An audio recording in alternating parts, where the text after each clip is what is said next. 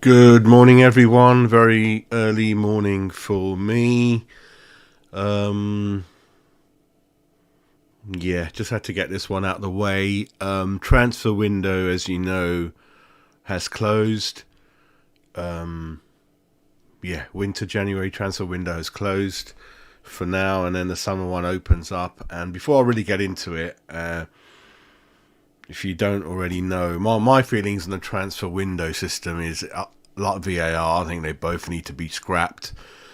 I think VAR, if I quickly go into it, as you know, I think it's ended up in a situation where referees are no longer refereeing a game. Linesmen are no longer kind of making the decisions they used to. Keep the flag down until the player has ran halfway down the pitch and put the ball in the net, and then they put the flag up. Referees do not want to make a decision on those 50-50 decisions anymore. They rather VAR make it, VAR rather the referee make it, and sometimes, as you know, in the Sheffield United game, VAR doesn't call it, referee doesn't call it. Complete fucking mess. Players can't celebrate like the old days. They just wait. It's just messed up. Transfer window, it doesn't work. I think the whole system is flawed. I think it's kind of clubs that want to buy are being blackmailed. They kind of, the selling club know what's going on, and you end up paying 10, 15 million more than you should. Sometimes you pressurise into players perhaps you don't want. That's why you're ending up with a lot of players who are going a year, 2 years later for less than half their value. It's not really working out, and I think agents are making even more money now. It's kind of, yeah, everyone's kind of in for it. They all want a slice of the cake. I think you should go back to when there was no windows. When I grew up, you could only, I mean, the windows kicked in from March, right? Up until March, you could buy whenever you wanted, and I don't think there's any disruption to the squad. I think all the club can do is say yes or no to kind of the offers, I think, and then you control it that way, I think. So I think you just got to get rid of the window. It's a joke. And in our transfer window, I didn't think things were going to get like they used to be, with Tim Stuyton coming in and Rob Newman there and a few more extra scouts in the background. Mark Noble there as the ambassador of the club. I thought Sullivan was finally going to give the keys over to these guys, but then the reservation was always with David Moyes. David Moyes is largely at play in terms of what's happened in the window, right? He doesn't want to work with a sporting director. He's one of the old school managers left in the league. When managers kind of controlled everything, that's what he wants to do. He doesn't like signing fucking players, we all know that. He doesn't like a squad, we know that. He doesn't like rotation, we know that. He doesn't like to play any kind of attacking fluid football. We know about it, right? We know that, and it's becoming more and more frustrated. We've all forgotten what it's like to enjoy a football game, score goals, see a striker play. We've all forgotten how we used to enjoy sort of the transfer market, buying players. That was a main thrill as a kid. I'll never forget the day when Hartson and Kitson joined events like that. It's kind of all gone. All the fun of watching West Ham has gone under David Moyes. There's no fun on the pitch watching it. There's no fun off the pitch watching this transfer fucking dilemma going on. It's absolutely getting worse, and I didn't think it could get worse, but it has. Nothing's kind of much changed in this window from previous windows, despite Tim Stuyton working in the background to get things done. If I go back to the summer window before we signed Kudos and Alvarez and those guys, if you remember, half the window or more than half the window had gone. We took so long, obviously negotiating rights. We struggled to sell players. We struggled to buy players, as my thumbnail says. It's a fucking joke, right? And even when the Rice thing was done, everyone agreed we kind of got as much money as we would have, even though I think KK went for 105 in the end, but that's not our fault, and things like that. And even then, there wasn't that long left in the window. We hadn't signed anyone. You know, shit was hitting the fan on TalkSport and saying, what is going on here? Now, what was going on in the background is that Tim Stuyton and Moyes, they weren't getting on. Moyes wants to go down a Premiership proven, slightly older player. That's why we got the oldest squad in the league. We failed to address that in 8, 9, 10, 11 windows with David Moyes. And the fact is, like I kept telling you, the bench is not good at rotating, freshening up squads. You know, the squad is shit, the bench is shit because David Moyes, no one else's fault, because those players on the bench are David Moyes signings, right? You got to be proactive, and he's not. If you've signed Benrahma, you've signed Cornet, you've signed, well, I don't think he signed Fornals, but if you don't want to play Fornals, then get those players out of the fucking club. What you don't do is nothing and keep them window after window on the bench.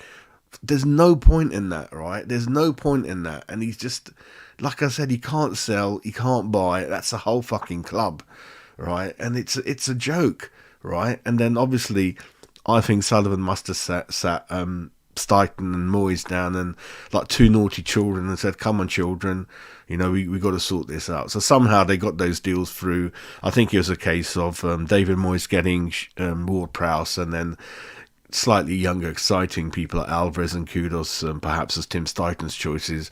That ain't gonna work going forward. I told you, in a successful setup, the ship has to steer in the same direction. We all got to go in the same direction, right? You can't have this thing where, oh, I'll buy half the players, you'll buy half the players, because I don't think that's healthy. You've all got to agree on the same way you're going to go. There's got to be some kind of transfer committee like at Liverpool, but Klopp is the one who's kind of, obviously, he's one of his great things he's so good at. Bloody, I'm losing the plot now. Oh God, I've forgotten his name. It's so early. I'm so frustrated. So Klopp's main positive is obviously buying players. And I said football is always a simple game. We confuse it, right? Adopt one or two formations, work out the way you're going to play, then you buy players that fit that system. How many times have I fucking said that? It's not rocket science. That means don't buy Danny Ings and try to play him up front because he fucking don't do it. That means don't buy Skamaka. He's not good at running around. It ain't going to fit. Don't play Hugo, whatever. Not Hugo, the other guy we signed. Again, I've forgotten his name. Don't buy him because he plays with like a 4-3-3 system as an example, right? And I show you time and time again on my transfer shows, we like to look at players who are perhaps coming in and how they play, how they're going to fit in, and then you do it. It ain't fucking rocket science. Look at Tottenham's model. They bought their two players in so early, and we can laugh at the Werner signing, but what I've seen from Werner, it looks like he's learned. And he fits their model. I could tell straight away while they're signing Werner. He's fast, he's pacey, he can play in that front three, he can set things up. All right, he's got to work on his finishing. But you know what the Tottenham manager's doing, right? It's kind of obvious. But why? But sometimes we bring in players and we can't understand why. And in this particular window, in case you don't know, one of my kind of trusted sources, very, very late last night, obviously broke the news, must have been, kind of just around midnight, was that West Ham United, this is coming from a West Ham spokesman, West Ham United can confirm that the deadline day deal for Said Benrahma to join Lyon was not concluded ahead of the deadline, with a deal unable to be completed before 11 p.m. Lyon plan to appeal this decision.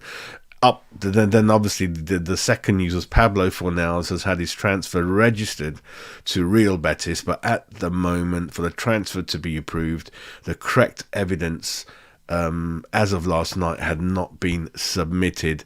So that was kind of that. But then what really you guys are going to be reading up to is a damning statement from Lyon, which has gone viral all around the world. And again, you know, I kept mentioning that Sullivan.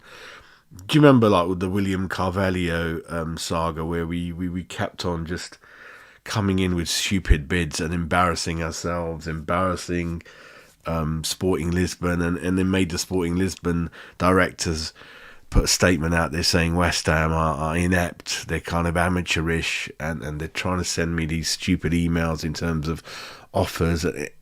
And if you keep doing this, I mean, you've obviously pissed Lyon off now. I'm going to go into the statement a bit more. You probably ain't going to work with Sporting Lisbon much, right? So if you go around all around the world pissing people off, it's embarrassing for Tim Stuyton. I like to think that he's got a good reputation in the game. He carries himself well. He does things quick. If you remember Tim's statement, in which David Moyes told everyone about a week ago or a few days ago, saying that Tim thinks it's bonkers why clubs leave it so late. He wants to get things done quickly, done early, and he doesn't understand why nothing's been. Why was West Ham United being offered players in the middle of the fucking game yesterday? I equally blame the other team, like Sarr, who's a very, very good player, very, very rapid, very, very exciting at Watford. Lots of clubs are after him. I don't know what's happened since then, right? And I would have just gone and got that. But why? Why have these discussions? That's why I keep saying, why bother giving the clubs the 1 month window as an example? If nothing's going to happen till the last day, why are clubs just pussyfooting around? Just get rid of the window. It's not working. The clubs are not fucking doing anything about it. Why are they ringing people up on the last day? I don't understand. Why was Fornals at the game last night? I don't understand. I don't get it. Why was Benrahma only flying to Lyon like literally yesterday early or the day before? Why wasn't this done when the window opened? I don't understand. Right? When the summer window shuts, you've got all those months to plan and quickly get it done. Yeah, that's what Liverpool do. That's what Tottenham do. To be fair, that's what Newcastle and Arsenal would have done if it wasn't for financial fair play. So the teams that haven't done business couldn't. It's not couldn't because of financial fair play. Couldn't because they're inept like us internally, fighting over, I want that player, being not proactive, right? Being reactive to injuries and things like that. It's fucking happened.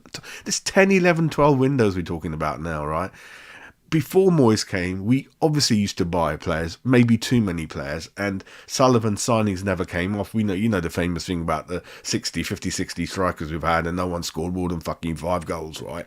So that was a different problem. And now we're not buying at all. And the way we're buying it doesn't make sense either, right? So let me go into this Lyon statement now. It's very damning. They kind of said, Lyon deeply regrets the situation and decision, demonstrating a deep lack of respect on behalf of West Ham. Lyon are saying they did everything at their end. There's a dedicated platform and system that FIFA use. So Lyon had entered all the details of Benrahma's transfer, but kept messaging West Ham regularly last night saying, have you done your part? Have you done? And it was all quiet. And this has happened with the Fornals as well. So you've accepted offers, the players gone out there, they've done their medicals. Even as far as Benrahma was walking around a Lyon shirt yesterday, it's fucking embarrassing, right? and then you haven't done your bit because you couldn't be fucking shit-arsed to buy replacements either before or before the window shut. It's absolutely joke. So we can't buy players, we can't sell players. What kind of psychological mental state is Benrahma going to come back with? I kept telling you one of the main reasons it hasn't worked out for him is David Moyes. He can't manage him.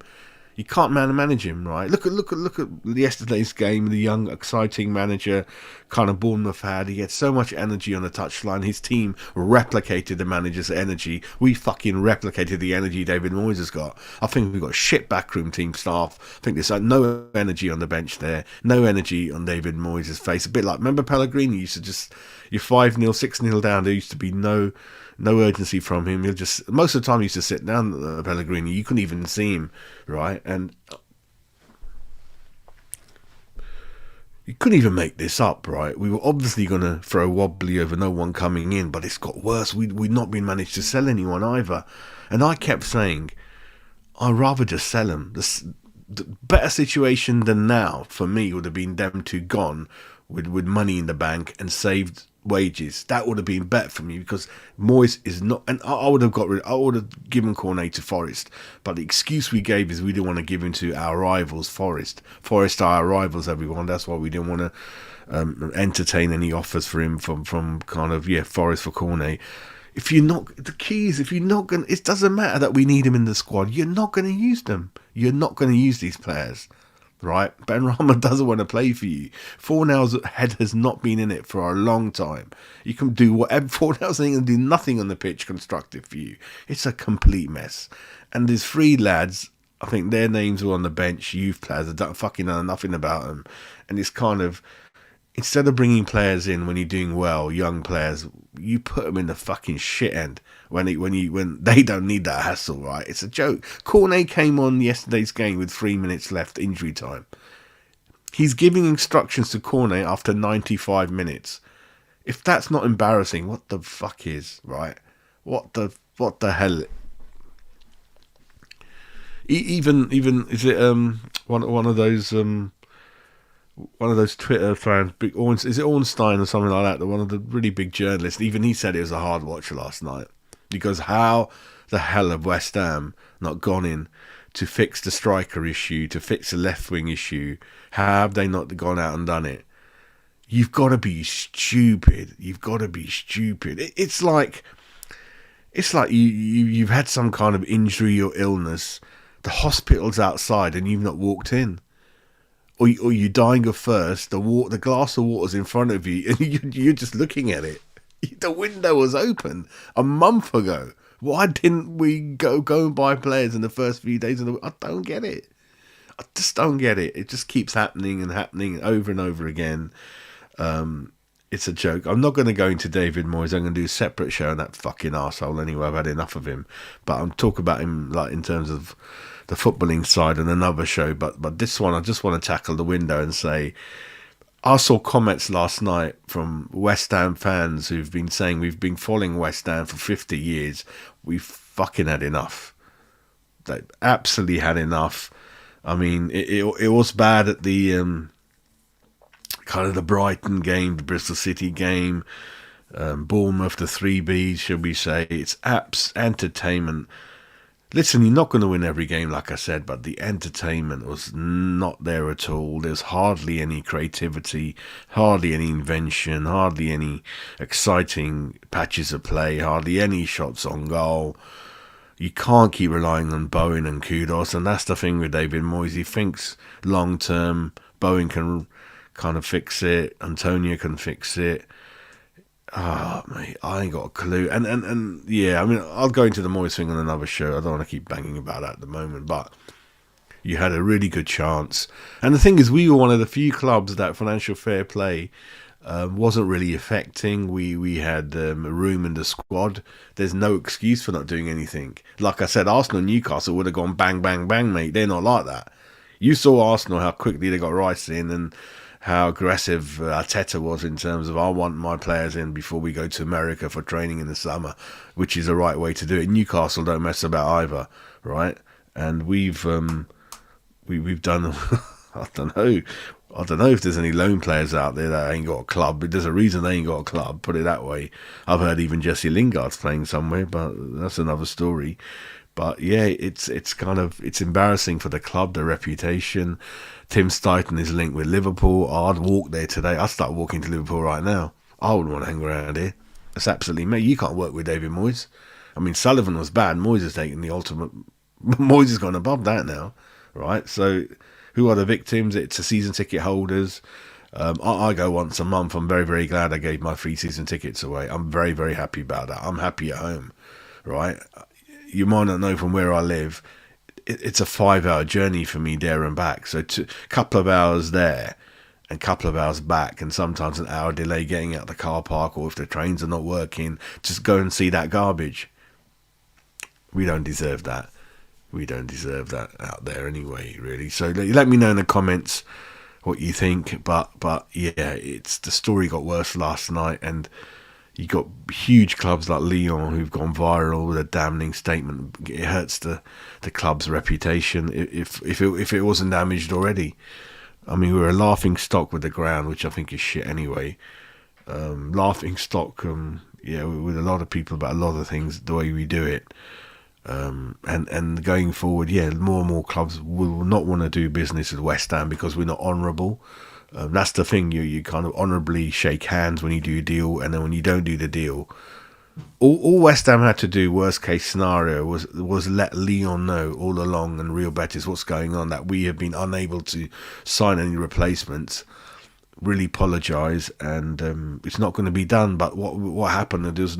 There's no messages from West Ham, no replies, no apologies, no communications in terms of keeping the other party in the know about what's going on. That's what's embarrassing.